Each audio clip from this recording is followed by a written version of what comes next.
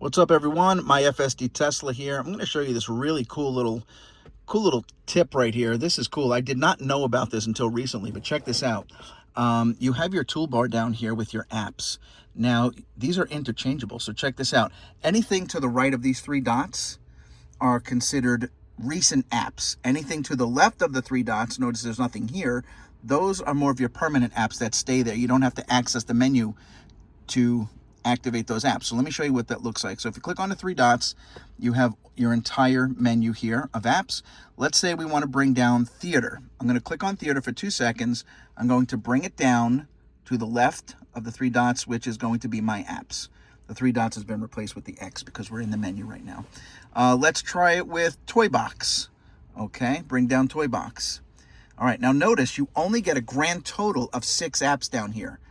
So they're starting to take away the apps from the recent apps. So now we have my apps, have 2. Let's add another one. Let's put Spotify down there. Okay, you notice it's going to take another one away from recent. Now we're down to 3. You can go up to 5 on my apps. Let's do the, wait, I have radio there. Let's go to live 1. Just doing this as an example. We have 4 and 2.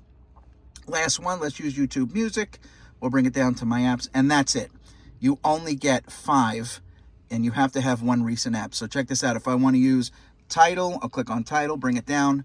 It's going to remove one of the apps here in my apps. Okay, recent apps remains with 1. So that's it until you start eliminating them.